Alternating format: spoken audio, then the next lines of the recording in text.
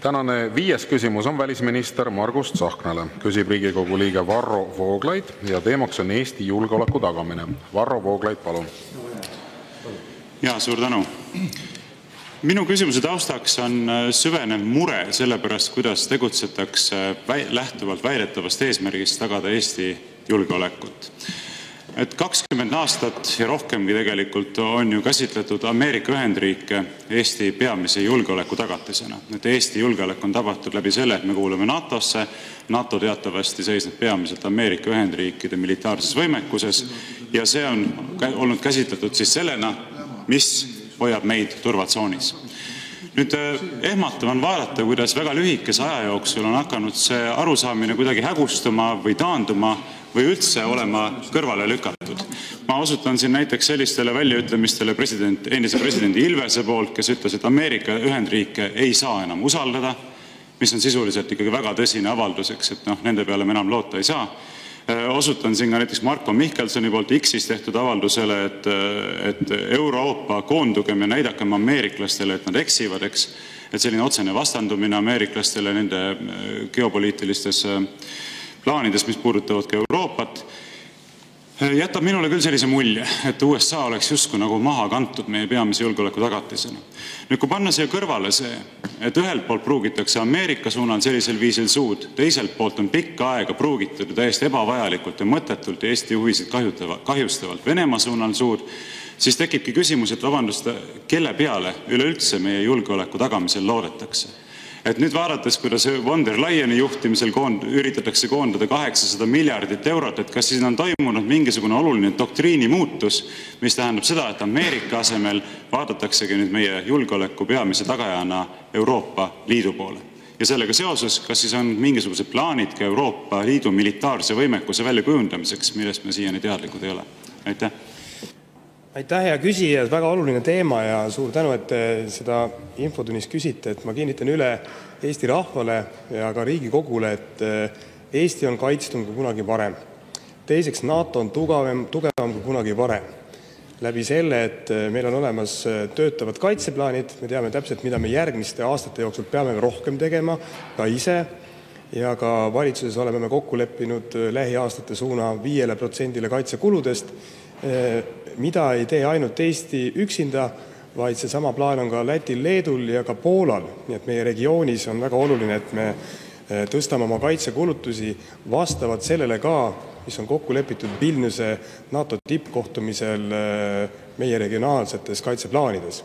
Ja see tähendab hoopis võimsamat heidutust ja tõelisi võimeid esimesest sekundist peale Venemaale, kui ta peaks meid ründama, vastata. Nüüd inimesed on ärevil ja me peamegi vastama nendele küsimustele, nagu ka teie küsimusele, võimalikult rahulikult ja faktidele põhinedes. NATO on Eestis. Ameerika väed koos brittide, prantslastega ja ka Hollandi hävitajatega on täna Eestis. NATO väed on Balti merel, ehk siis Läänemerel. Ja meil ei ole ühtegi põhjust kahelda, et NATO ei tööta. Nüüd igal juhul on väga palju spekulatsioone, et mida nüüd president Trump teeb ja mida ta ei tee. Ja tõepoolest, ega see kommunikatsioon nüüd midagi väga kiita ei ole olnud ja spekulatsioonideks kindlasti on alust. Aga valitsuse ülesanne on tegeleda sellega, et Eesti julgeolek oleks tagatud. Meie suhted Ameerika Ühendriikidega on väga head, väga praktilised ja tugevad.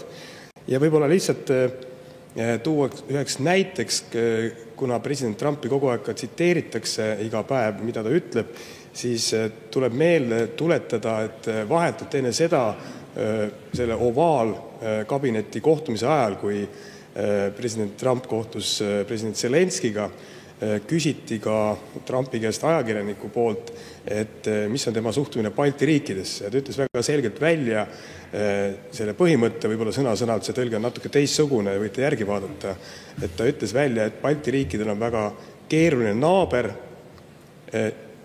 Trump on pühendunud Balti riikidele ja ka NATO-le. Nii et ma võin ka kinnitada, et meil ei ole ühtegi faktilist väidet, et Trump kuidagi moodi NATO-sse ei pühendu. Nüüd, mida aga me peame tegema, ja see ei ole mitte ainult Trumpi pärast, Trump on kindlasti robustsemalt seda väljendanud, Euroopa pool maksab juba aastaid oluliselt vähem sellesse ühiskaitsesüsteemi, mis NATO-l on. See on väga selgelt Ameerika Ühendriikide poole kaitsest kaldu ja sealt tuleb ka väga selge sõltuvussuhe. Nii et ka Euroopa ja Euroopa Liit peab hakkama oluliselt rohkem panustama julgeolekusse ja riigikaitsesse. Seda ka tehakse. Aitäh! Suur tänu. Varro Vooglaid, teil on täpsustav küsimus, palun. Ja suur tänu. No see 5% jutt minu jaoks väga veenev ei ole, sellepärast, et teatavasti me räägime ikkagi absoluutarvudes niivõrd väikestest summadest, et Ameerika Ühendriikide poolt vaadatuna ja üleüldse Euroopa poolt tervikuna vaadatuna ka see on piisk meres, millest me siin räägime, kui me räägime Euroopa kaitsevõimekusest, eks. Nüüd, mis puudutab teie väidet, et Eesti on kaitstud paremini kui kunagi varem, siis ma pean küll tunnistama, et mulle paistab see pilt sootuks teistsugusena. Et mitukümmend aastat on tegutsetud selles usus, et me tagaksime endale Ameerika Ühendriikide toetuse meie julgeoleku peamise tagatisena, aga vaadates just nimelt seda mõttetut kläffimist, mida endale siin on lubatud ka uue administratsiooni suunal, siis mina küll ei ole nii kindel, et näiteks Ameerika Ühendriikide administratsioon näeb, et me oleksime samas väärtusruumis ja selle tõttu, et nad tahaksid üleüldse eriliselt pingutada selle nimel, et Balti riike ja Eestit seal hulgas siis kaitsta. Et asepresident J.D. Vance Müncheni julgeolekukonverentsil hiljuti tõstatas selle küsimuse väga teravas toonis, et enne kui me räägime, kuidas ühiselt julgeolekut tagada, peame me rääkima sellest, kas meil üleüldse on ühised väärtused, mida ühiselt kaitsta.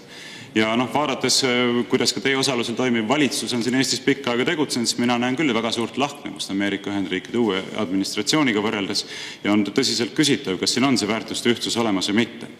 Nüüd seonduvalt sellega, et te väitsite, et Eesti on paremini kaitstud kui kunagi varem, ma tahaksin küsida ka selle kohta, millest te hiljuti rääkisite Rahvusringhäälingule antud raadiointervjuus, et selleks, et Eesti oleks kaitstud, et tagada meile Ameerika Ühendriikide toetus, peaksime me tõsiselt kaaluma võimalust loovutada Eestis paiknevate haruldaste muldmetallide kaevandamine Ameerika Ühendriikide korporatsioonidele. Ma mõtlen selle peale, et kui Eesti on paremini kaitstud ja meil on USA toetus tagatud läbi selle, et me näiteks oleme osalenud Iraagi sõjas ja erinevates missioonides, siis me ei peaks ju sellepärast hakkama nüüd väga närvitsema, kas nad ikka pakuvad meile seda kaitset või mitte. Aga see avaldus, mis teie tegite, öeldes, et me peaksime tõsiselt kaaluma muldmetallide loovutamist neile, paneb mind hoopis mõtlema selle peale, et endiselt me peame siis ikkagi väga tõsiselt nii-öelda pingutama, pükstest välja hüppama, et see toetus endale tagada. Kas on nii? Aitäh! Aitäh! Ma olen ju juba mitu aastat siin teiega debateerinud erinevates infotundides ja ma tean, et teie eesmärk on just nimelt tekitada ebakindlus Eesti ühiskonnas ja võib-olla mingitel teistel eesmärkidel, kui näiteks Eesti Vabariigi valitsusel on. Eks on teie õigus, aga vaadake, kus need piirid on. Esiteks, kui me räägime nüüd, mida Eesti on teinud viimaste aastate jooksul, ja seda ma ei omista mitte ainult sellele valitsusele, siis me oleme kohutavalt palju investeerinud oma enda kaitsevõime suurendamisse. Võib küll naeruvääristada 5% SKP-st, et see on kaduvväike summa. Jah, nominaalselt Eesti SKP eraldi ei ole kindlasti kogu selles suures meres väga suur, aga SKP on väga õiglane number, mis näitab koormust inimestele, majandusele ja see näitab ka seda valmisolekut, mida Eesti rahvas on valmis panustama oma kaitsevõime tõstmisesse ja selle eest minu poolt vastupidi väga suur tänu Eesti rahvale. Et ärge alavääristage ka neid inimesi, kes tegelikult igapäevaselt panustavad Eesti riigikaitsesse ja seda mitte kaitseväelastena, aga näiteks kaitseliitlastena või pereisade, pereemadena ja ettevõtjatena ja töötajatena. Et ärge palun tõmmake maha kõike seda, mida Eesti rahvas on teinud viimaste aastate jooksul, eriti alates peale 2014. aastat, kui Venemaa tegelikult seda sõda alustas. Nii et minu tänu veel kord kõigile Eesti inimestele, Eesti ettevõtjatele ja ma olen väga kõrgelt hinnanud seda konsensusmeelsust, mis meil on olnud erakondade üleselt, et me riigi julgeoleku teemadel sellist valeväidete esitamist väga ei tee. Nüüd tulles haruldaste muldmetallide juurde, siin samamoodi see väide, minule omistatud sõnum on ju täiesti vale. Ma pole kunagi öelnud, et me peame loovutama haruldased muldmetallid Ameerika Ühendriikidele selleks, et saada nende poolt julgeoleku garantiisid. Ma ei ole kunagi seda öelnud. Et ärge pange mulle suhu sõnu, mida mina pole mitte kunagi öelnud. Küll, aga juba 2011. aastast peale koos Isamaaga, siis kui olin selle erakonna liige, oleme me seisnud selle eest, et me uuriksime selgelt välja, mis haruldased muldmetallid meil on, mida me saame nendega teha niimoodi, et looduskeskkond säiliks, et see varandus, mis Eesti rahval on, seal maa all, saaks maksimaalselt väärindatud Eesti pinnal, et asendada näiteks ka julgeolekupoliitiliselt Hiina sõltuvust läänemaailmas, on need kiibid, on need patareid, on need kõrged tehnoloogiad, aga eelkõige ka luua rikkust meile endale. ja võttes eeskujuks näiteks Norra rahva kogemuse. Norra rahvas on väga targalt oma maavarasid kasutanud, toonud sinna investeeringuid, õlifondis on metsikud summad, mida nad targalt kasutavad ja see võimalus on Eesti rahval olemas, kui me kõik ühiselt ja avalikult seda otsustame, lähtudes siis konkreetsetest analüüsidest, võimalustest, et ka meie looduskeskkond jääks alles. Ja nüüd kõige lõpuks ma ütleks ka, et ärge palun proovige seda Eesti ühiskonda pidevalt lõhestada, kes on niikuinii ärevil, et keegi ei anna mitte midagi Eesti rahva selja taga kellegile ära. Aitäh.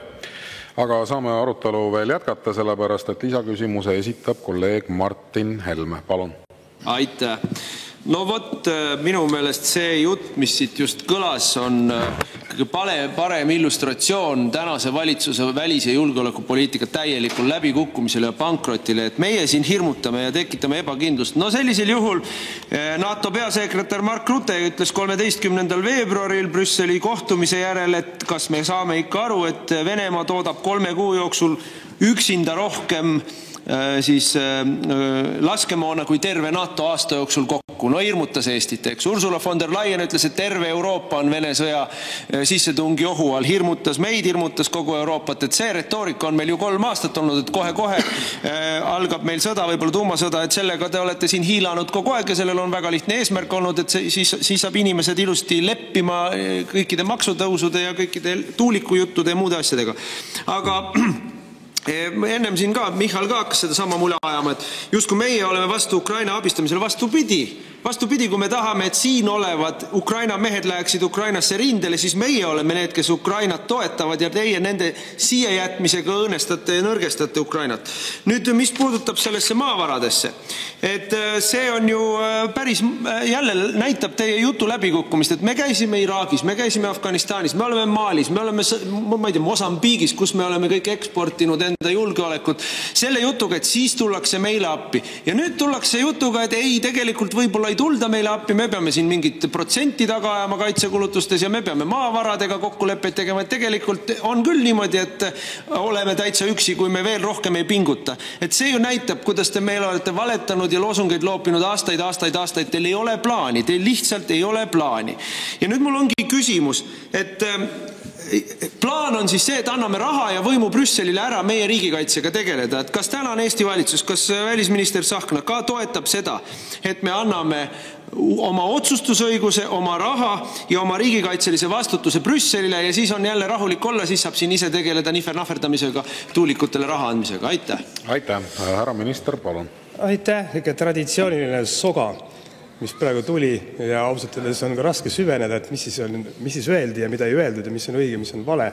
Enamus on vale, vabandust, aga mida ma tahan küll öelda, et üks plaan minul vähemalt on, et mitte lasta teid võimu juurde, sellepärast, et siis Eesti julgeolek kindlasti tüürib hoopis teises suunas, lehvivad võib-olla mingid teistsugust värvilipud Pika Hermanni tornis, mida te olete ka soovinud, teil ükspuha, mis värvilipud siin lehvivad. Mina tahan, et see oleks inimust valge, väga selgelt.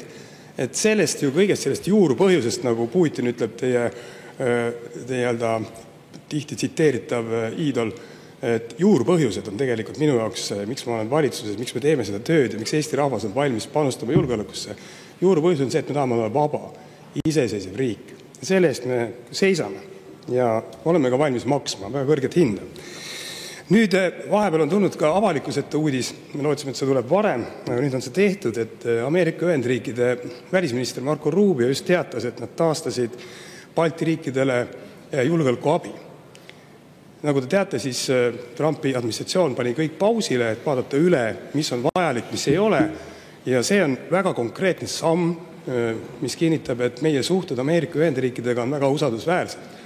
Taastada julgeolekuabi ühe esimestele otsustena, mis puudutab kogu globaalse abi andmist Ameerika Ühendriikide poolt Balti riikidele.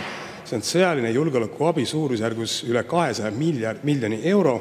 See on väga oluline, selge, faktiline tõestus, et teie väidetele siin ei ole mitte mingit alust. Nii et, head Eesti inimesed, me tegeleme igapäevaselt sellega, et meie julgeolek oleks tagatud, meie suhted Ameerika Ühendriikidega on usaldusväärsed ja ma loodan, et see niimoodi ka tulevikus jääb. Vaatamata sellele, et mõned poliitikud soovivad tekitada ebakindlust, tekitada inimestele muresid juurde ja ma kutsun kõiki üles uuesti et palun ärme mängi julgeolekupoliitikaga. Ärme mängi julgeolekupoliitikaga. Aitäh! Suur tänu! Sellega lõpetame tänase 5. küsimuse käsitlemise.